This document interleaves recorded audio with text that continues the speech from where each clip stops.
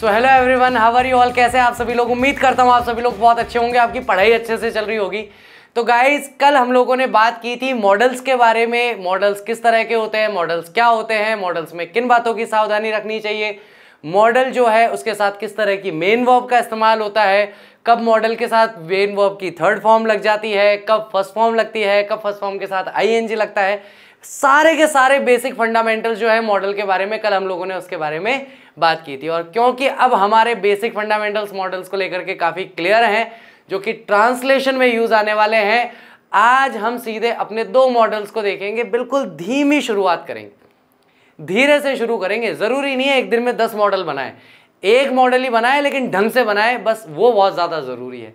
तो गाइस सबसे पहले स्टार्टिंग करते हैं अपने सबसे प्यारे, सबसे फेवरेट और फर्स्ट मॉडल के साथ, जिसका नाम है कैन। तो हम अपनी स्टार्टिंग कर रहे हैं कैन के साथ। तो जब भी हिंदी के वाक्यों में सामान्यतः ऐसा देखने को मिलता है, सकता, सकती, सकते हैं। सकता है, सकती है, वह फल खा सकता है, वह नाव चला सकता है, वह गणित पढ़ा सकता है, वह टेबल उठा सकता है। जब भी इस तरह के वाक्य देखने को मिलते हैं तब सामान्यतः वे वाक्य कैन से ट्रांसलेट होते हैं। सीधी सी बात, पहली बात तो ये है। लेकिन यही सकता अगर संभावना के अर्थ में भी, जैसे आज बरसात हो सकती है, वह शाम तक घर आ सकता है। अब पहला वाला जो सकता था उसमें तो योग्यता दिख रही थी, उसमें दिखाई दे रहा था कि भाई योग्यता है कि नहीं है, सामर्थ्य है कि नहीं है, क्षमता है कि नहीं है। और यहां पर सकता में संभावना दिखाई दे रही। दोनों तरफ हिंदी में वाक्य सकता से बन रहा है, लेकिन एक तरफ वाक्य में योग्यता, क्षमता या शक्ति देखी जा रही है और दूसरी तरफ सकता के अंदर क्या देखा जा रहा है, संभावना देखी जा रही है। क्या दोनों सकता एक जैसे हैं? क्या दोनों सकता में कैन लगा दोगे क्या? नहीं।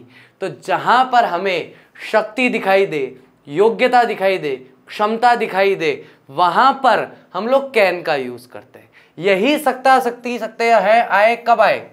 जब संभावना हो। क्या दिखाई दे? किसी चीज की संभावना दिखाई दे तो हम लोग वहां पर मे का प्रयोग करते हैं। तो ध्यान रखना, केवल हिंदी में ये शब्द देख करके आप अनुवाद नहीं कर सकते, आपको उसका भाव भी समझना होगा। भैया सकता किस विषय में कह रहा है, संभावना के विषय में कह रहा है या योग्यता, शक्ति या क्षमता के विषय में कह रहा है। ठीक है गाइस। तो शक्ति जो होती है सामान्यतः वो शारीरिक होती है। कैसी होती है? शारीरिक बल से, शारीरिक तौर पर आप कौन कौन से कार्य कर सकते हैं उसको बताने के लिए आप कैन का इस्तेमाल करते हैं। जैसे कि भाई मैं 10 किलो वजन उठा सकता हूं, मैं 10 किलो वजन उठा सकता हूं। इंग्लिश में क्या हो गया? I can lift 10 kilogram. अब ये मेरी शारीरिक क्षमता है, शारीरिक शक्ति है। ठीक है, कि मैं ये कार्य कर सकता हूं, मैं 100 किलोमीटर तक दौड़ सकता हूं, मैं 10 फीट की छलांग मार सकता हूं। तो ये सब काम, इसमें दिमाग की तो जरूरत ही नहीं है, ये तो शरीर से होने वाले काम है। इसमें बौद्धिक क्षमताओं की या बौद्धिक योग्यताओं की आवश्यकता आपको है नहीं। लेकिन योग्यता जो होती है वो बौद्धिक होती है।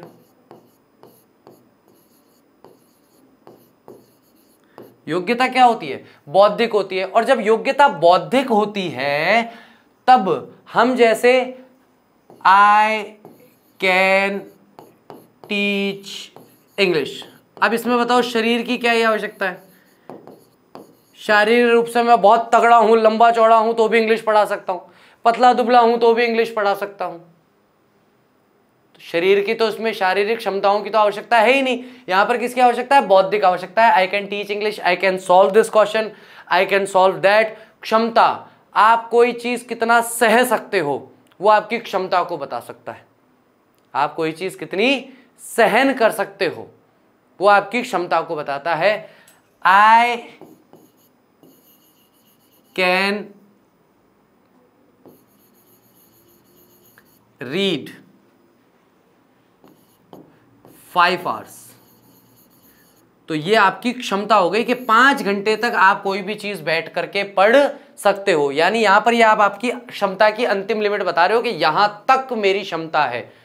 कि इतना तो मैं पढ़ सकता हूं, इतनी देर तो सिंगल सिटिंग में बैठ के मैं पढ़ सकता हूं। जब आप अपनी क्षमता बताने का प्रयास करोगे, कोई वाक्य ऐसा हो जिसमें शक्ति दिखाई दे, योग्यता दिखाई दे, क्षमता दिखाई दे और ये तीनों की तीनों चीजें दिखाई दे वर्तमान काल में, तो सीधा सा आपका वाक्य जो है वो कैन से बन जाता है। ये आपका बेसिक कैन का रूल है, ये मूलभूत नियम है आपके कैन का कि आपको कैन का इस्तेमाल कहां करना है। लेकिन जब भी आप आज्ञा देने की बात करेंगे, आज्ञा लेने की बात करेंगे, जो कि कैसी होगी, अनौपचारिक आज्ञा होगी।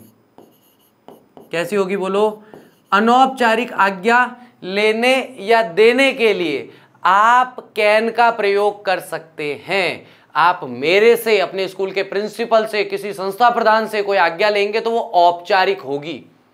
लेकिन आप आपस में, यारों दोस्तों में अगर एक दूसरे से कोई परमिशन लेके काम करते हैं तो अनौपचारिक तरीके से वो पूछ सकते हैं। जैसे कि आज्ञा लेने के लिए तो प्रश्नवाचक वाक्य आ जाएगा, can I read from your book. मैं आज किताब नहीं लाया भाई, सर लेसन पढ़ा रहे हैं, अभी डांटेंगे, तेरी किताब में से पढ़ लूं क्या? यार दो साथ में बैठे, बात चल रही है। उत्तर दिया उसने, यस यू कैन, हाँ तुम पढ़ सकते हो। तो क्या मैं तुम्हारी किताब से पढ़ सकता हूं? अनौपचारिक आज्ञा ले ली, सामने वाले ने भी अनौपचारिक आज्ञा दे दी, हाँ भाई पढ़ ले, कोई बात नहीं, yes you can, there is no problem. तो इस तरीके से जब हम वाक्यों को देखते हैं कि अनौपचारिक आज्ञा ली या दी जाती है तो उसमें कैन का प्रयोग किया जाना चाहिए। फिर बात आती है सैद्धांतिक संभावना की, ठीक है।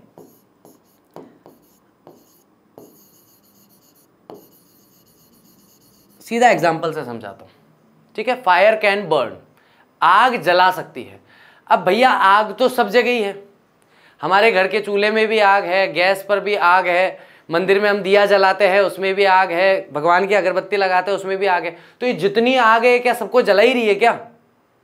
यानी कि ये काम हो तो नहीं रहा, लेकिन आग में ये सामर्थ्य है, ये क्षमता है कि वह जला सकती है। तो जब हम देखते हैं कि किसी कार्य की संभावना है, तो सैद्धांतिक संभावना है ना, ये तो सिद्धांत है भाई कि आग किसी चीज को जला सकती है, पानी किसी को भिगो सकता है, ठीक है। तो जब भी ऐसी कोई सैद्धांतिक संभावना दिखाई दे तो वहां पर भी आप कैन का यूज कर सकते हैं। जरूरी नहीं कि वह जो सैद्धांतिक संभावना है वह कार्य हो ही हो, ऐसा नहीं भाई। किसी कार्य में एक संभावना ये है कि भाई कार्य हो भी सकता है, नहीं भी हो सकता, कार्य हो भी सकता है, नहीं भी हो सकता, तब तो मैं पे जाओ। लेकिन सैद्धांतिक तौर पर कोई कार्य या कोई ऐसी चीज है जो कुछ करने में सक्षम है, ठीक है। जैसे गुरु आपको आपके मंजिल तक पहुंचा सकता है, गुरु आपको आपकी सफलता तक पहुंचा सकता है, ये सैद्धांतिक संभावना है। गुरु पहुंचा ही देगा, वो कौन सा कंधे पे बिठा के लेके जाएगा यार, वो आपको रास्ता बताएगा कि यार ऐसा कर ले, ऐसा कर ले, ऐसा कर ले, सफल हो जाएगा।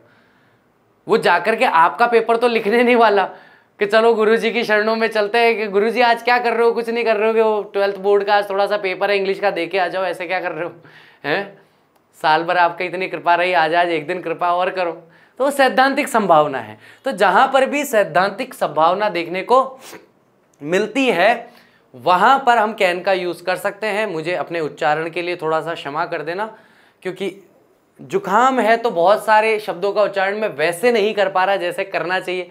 जैसे कि सैद्धांतिक और संभावना दोनों में ही ये न का उच्चारण होना चाहिए, लेकिन न का उच्चारण या अनुस्वार का उच्चारण जो है वो नासिका से होता है। नासिका अनुस्वारस्य सूत्र कहता है कि भाई अनुस्वार का उच्चारण कहाँ से होता है, नासिका से होता है। नासिका तो काम ही नहीं कर रही यार, उच्चारण कहाँ से करूँ। तो इसलिए अगर थोड़ा उच्चारण में लगे ना 19-20 तो आज एडजस्ट कर लेना। आदत या स्वभाव बताने के लिए किसी भी व्यक्ति का आदत है या स्वभाव है, ठीक है। जैसे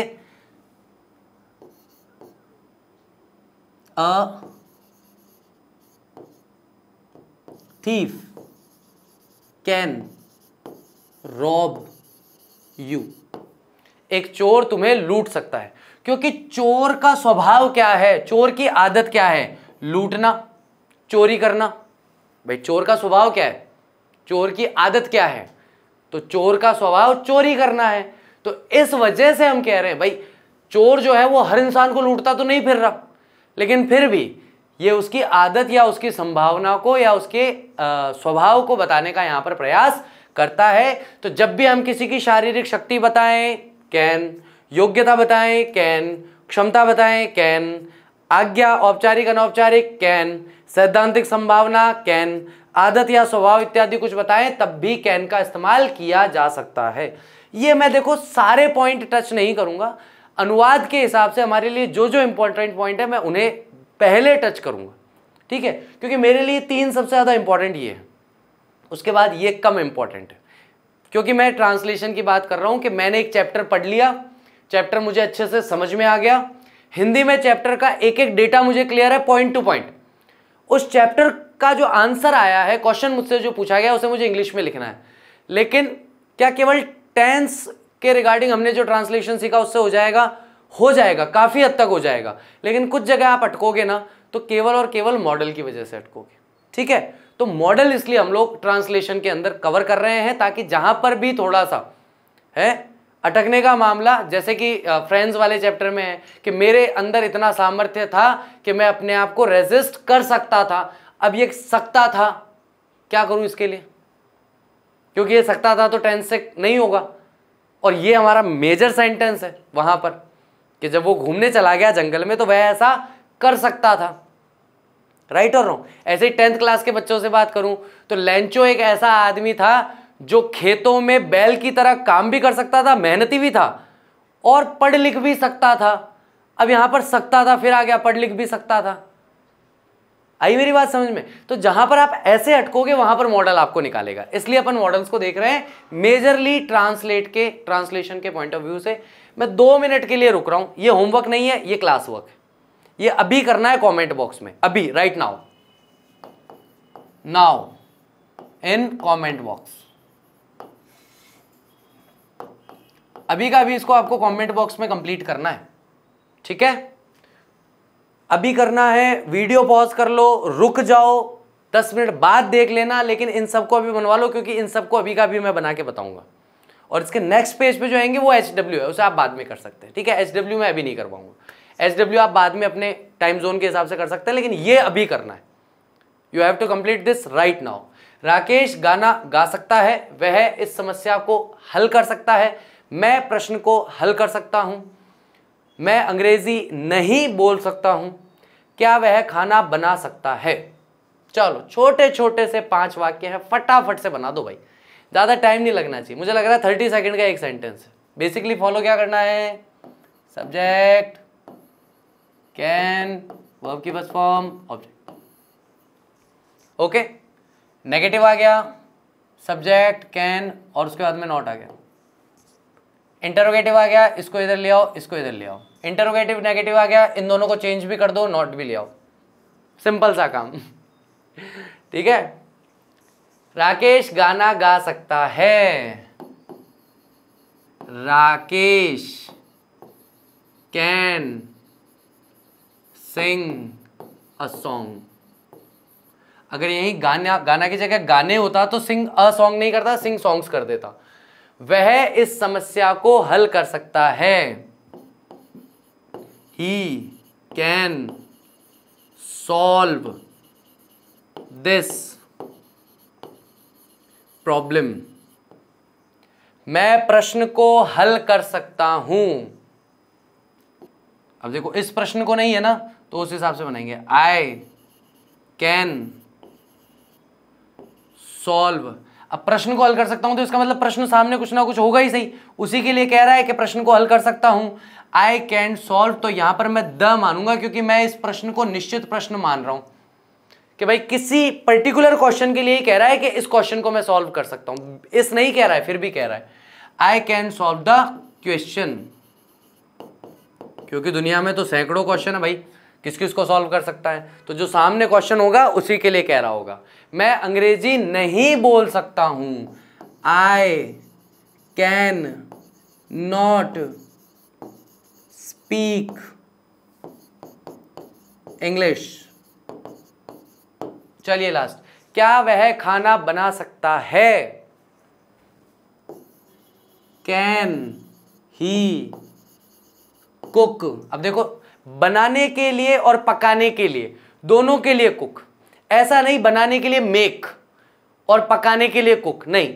खाने की बात हो रही है तो खाना चाहे बनाओ चाहे पकाओ, अर्थ दोनों का एक ही है। तो कैन ही कुक फूड, क्या वह खाना पका सकता है। इस तरीके से हमें इसको सॉल्व करना है। अब आपके आ गए सारे होमवर्क, ये 5 सेंटेंसेस आपके होमवर्क के हैं, इसे आप बाद में देख सकते हैं। मैं लिख देता हूं ताकि कंफ्यूजन ना हो।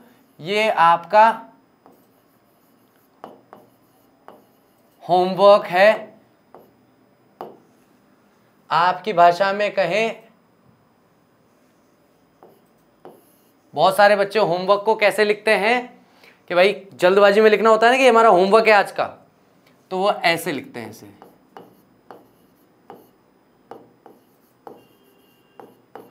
होमवर्क। क्या लिखते हैं? होमवर्क लिखते हैं उसको। ये लिखने का तरीका गलत है, ऐसे कभी मत लिखिए। अगर आपको हिंदी में ही लिखना है तो आप इसे लिखिए गृह कार्य। क्या लिखिए? गृह कार्य। और ध्यान रखना, ये गृह है, ग्रह नहीं है। ग्रह अलग होता है, गृह अलग होता है। घर जो है उसके लिए गृह बोलते हैं, ग्रह नहीं बोलते। ग्रह तो वो अपने जो तारामंडल में सारे घूम रहे हैं ना, ग्रह उपग्रह, वो है। ठीक है। रुचि को ये नौकरी मिल सकती है, वह एक अध्यापक नहीं हो सकता है या नहीं बन सकता है। ठीक है, नहीं हो सकता है या नहीं बन सकता है के अर्थ में भी कर सकते हो। यूज कैन का ही करना है, ऐसा भी बना सकते हो। ठीक है। क्या मैं कल परीक्षा में असफल हो सकता हूं? ऑस्ट्रेलिया इस बार विश्व कप नहीं जीत सकता है। आज का मैच बारिश के कारण रद्द हो सकता है। चलिए, ये आपके 5 सेंटेंसेस हैं जो आपको HW के तौर पर करने हैं, होमवर्क के तौर पे करने हैं। इन्हें आप कंप्लीट करके रखेंगे मेरे अगले लेक्चर तक। अगले लेक्चर में मैं आपको इनके रियल आंसर्स बताऊंगा जो आप मैच कर सकते हैं, कोई दिक्कत नहीं, कोई परेशानी नहीं। सका, सकी, सके या फिर सकता था, सकती थी और सकते थे इत्यादि जब वाक्य के अंत में दिखाई दे तो वहां पर हमें कुड का इस्तेमाल करना चाहिए। किसका इस्तेमाल करना चाहिए? कुड का इस्तेमाल करना चाहिए। तो भूतकाल की आपकी योग्यता हो, भूतकाल की आपकी क्षमता हो, भूतकाल का आपका सामर्थ्य हो। ठीक है। भूतकाल में आप कोई कार्य कर सकते थे लेकिन आज आप वो कार्य नहीं कर सकते। बड़े बूढ़ों के साथ बैठ जाओ और उनकी कहानियां सुनो।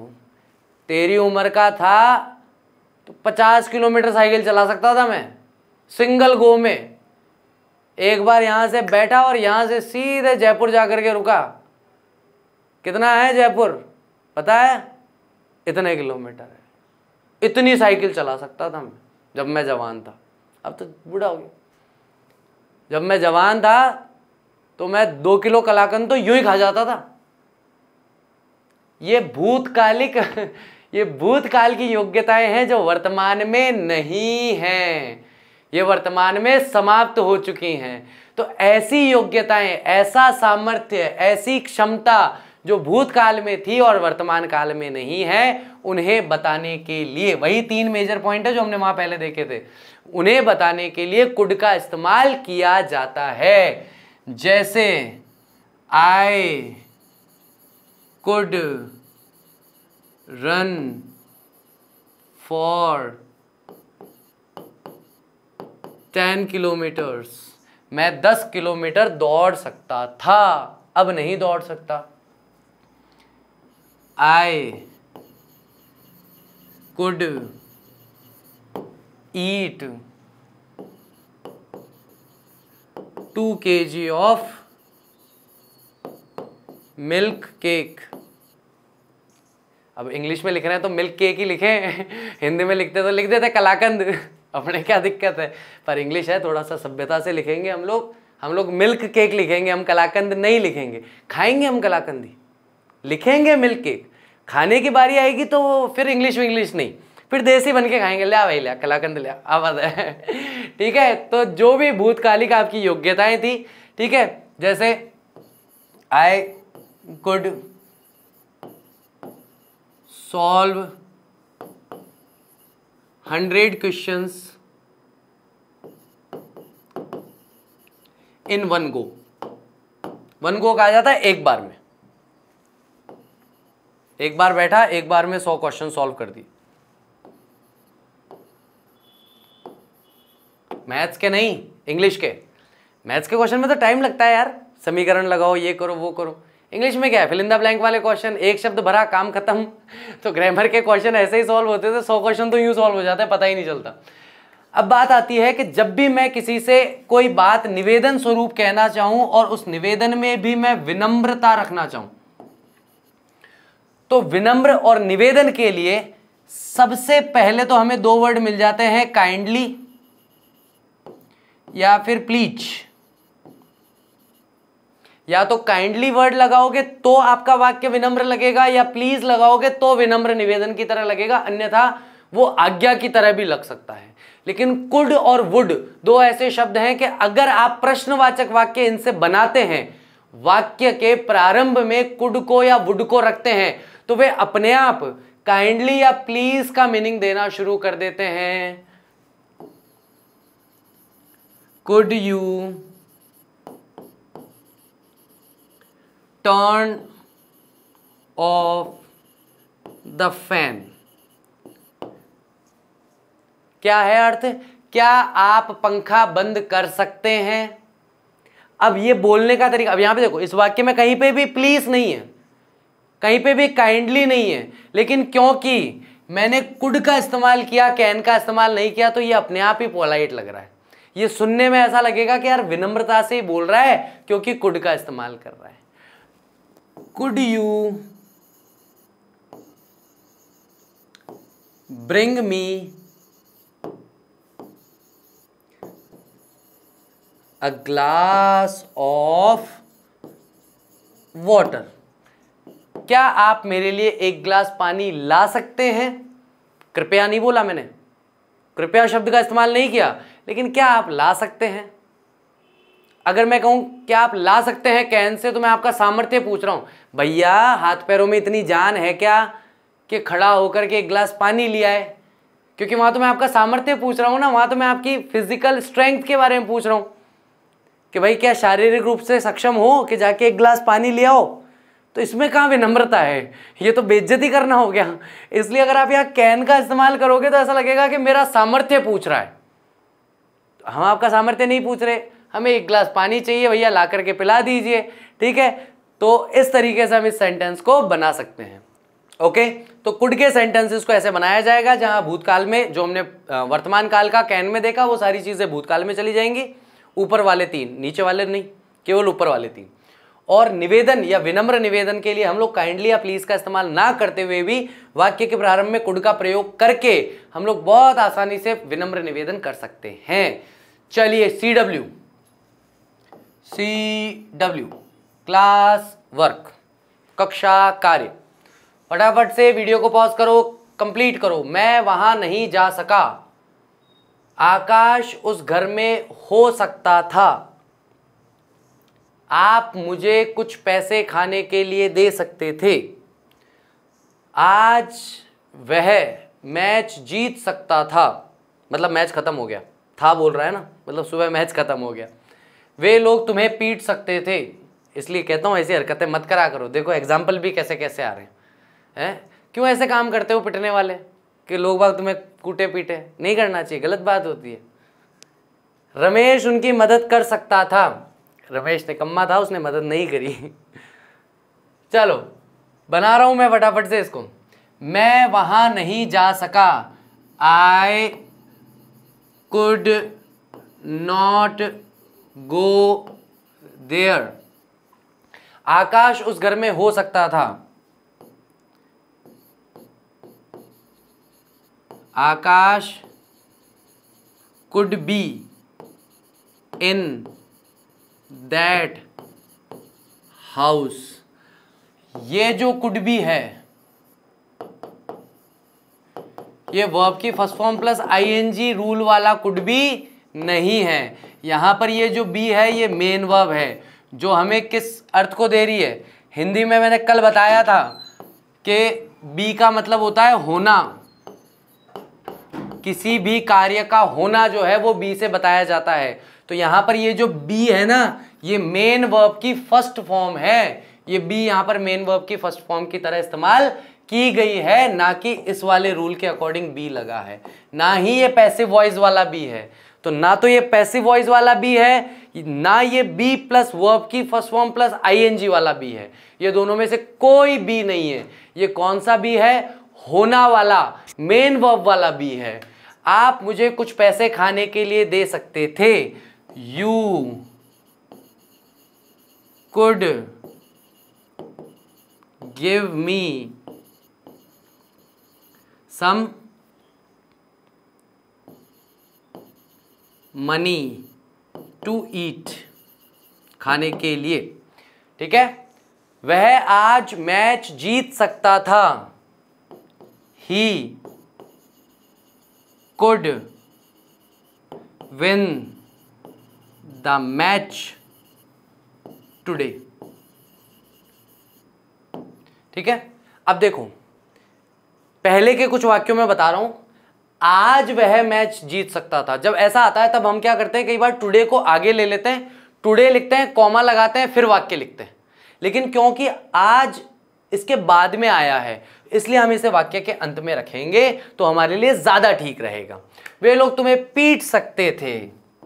ऐसे कैसे पीट लेंगे? दे कुड बीट यू, वे तुम्हें पीट सकते थे। रमेश उसकी मदद कर सकता था। अब ये उसकी कौन है? कोई लड़का है, लड़की है, हमें नहीं पता, तो हम दोनों को ओपन रखेंगे। तो हम क्या बोलेंगे? रमेश कुड हेल्प हिम भी आ सकता है और हर भी आ सकता है। अब ये उसकी कौन है, उस पर फर्क पड़ेगा। अगर ये उसकी कोई मेल है तब तो हिम लगा दो, अगर उसकी कोई फीमेल है तो फिर उसके लिए आप हर का प्रयोग करेंगे। तो हमें भाव पता होगा तो हम सही लिखेंगे, नहीं पता होगा तो दोनों ऑप्शन देंगे कि भैया आप उसकी किसकी मदद की बात कर रहे हो, किसी पुरुष की, किसी स्त्री की। पुरुष है तो हिम लगाऊंगा, स्त्री है तो हर लगाऊंगा, इस तरीके से। और अगर कोई पशु पक्षी है तो, अगर कोई नीचर जेंडर का है तो उसके लिए मैं इट भी लगा सकता हूं। ठीक है, चलिए, ये है आपका होमवर्क।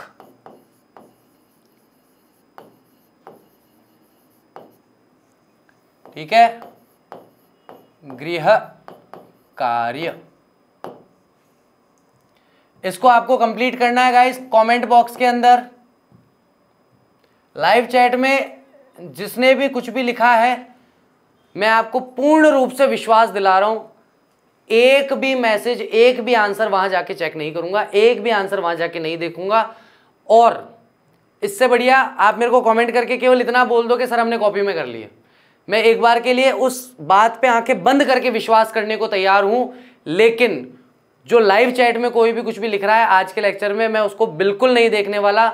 मेरी नजर पड़ेगी तो केवल कमेंट बॉक्स वाले पे पड़ेगी। कल वाले जो आंसर्स हैं उनमें बहुत ज्यादा मिस्टेक्स हैं। कल जिन जिन बच्चों ने जो जो आंसर लिखे हैं उसमें बहुत ज़्यादा मिस्टेक्स आई है भाई। कल मैंने केवल एक चीज़ की डिमांड की थी जब हमारा ख़त्म हो रहा था लेक्चर, कि कुछ मत करना, मॉडल प्लस वर्ब की फर्स्ट फॉर्म का ध्यान रखना, बाकी तुम्हारा जो मन पड़े करना, जो तुम लिखना चाहो लिखना। लेकिन उस इतनी सी छोटी सी डिमांड का भी बच्चों ने पालन नहीं किया। उस छोटी सी डिमांड को भी बच्चों ने कोई सम्मान नहीं दिया। बिल्कुल अच्छी नहीं लगी ये बात। बता देता हूँ एग्जाम्पल, नाम ले लेता हूँ, चलो आज नाम लेके डांटता हूँ, अच्छा लगेगा। अब तो बहुत सारे आंसर आ गए, मेरे को वो ढूंढने पड़ेंगे सारे आंसर। अच्छा, स्टार्टिंग में चले जाता हूँ ना, ओल्डेस्ट वन में। चलिए, Sachin study 3614 could be engineering. क्या है बेटा इंजीनियरिंग? कुड बी इंजीनियरिंग कुछ होता ही नहीं है। आई मस्ट बी रीडिंग, मैंने मना करा था, बी वाले बनाने ही नहीं है, सीधा बनाना है वर्ब की first form plus modal plus verb की फर्स्ट फॉर्म वाला बनाना है। आई कुड बी इंजीनियरिंग गलत है। Drive, learn, do need to help, ठीक है। अभिषेक का ठीक है, ठाकुर अभिषेक का, चलो। I can do teach,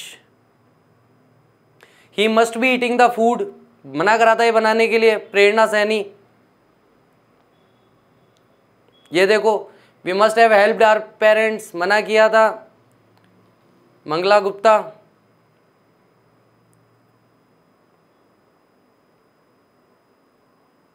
he may king of India, इसमें मेन वर्ब ही गायब है, बी को मेन वर्ब की तरह लगाना पड़ेगा यहां पे। कौन है ये? शुभम छिपा, गलत है बेटा, देखो इसको, बी लगाया नहीं उसमें। Eat, go, play, go, okay, so much आ गया इसमें। तो can I go there, may I come, MLD, कौन है आप? आपका नाम नहीं पता मुझे। देखिए इसको लास्ट में क्वेश्चन मार्क नहीं लगा रहे हो, इंटरोगेटिव सेंटेंस बना रहे हो लेकिन लास्ट में क्वेश्चन मार्क नहीं लगा रहे हो, क्यों कर रहे हो ऐसा?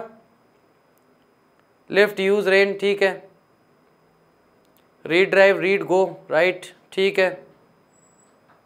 चलो बाकी के ठीक है, कुछ बच्चों ने नेगेटिव बनाए, कुछ ने इंटरोगेटिव बनाए, लेकिन ये बी वाले अभी मत बनाओ, आप एडवांस पे मत जाओ, पहले जो बेसिक है उसको पहले एक बार कंप्लीट करो। तो उम्मीद करता हूं आज का लेक्चर अच्छे से समझ में आया होगा। आप लोगों ने CW hand to hand comment box में कर दिया होगा, और कल का लेक्चर आने से पहले पहले आप सभी का HW कंप्लीट होगा। गाइज हम लोग बहुत दिनों से इस टॉपिक को कर रहे हैं, काफी मेहनत आप लोग कर चुके हैं, लास्ट के कुछ दिन रहे हैं, इसमें अपनी मेहनत ढीली मत पड़ने दो, अच्छे से मेहनत कर लो, एक बार ये काम हो जाएगा, आगे का टाइम बहुत सुकून से निकलेगा। Thank you very much, I will see you soon in my next lecture, till that take care of yourself, bye bye, I will see you soon.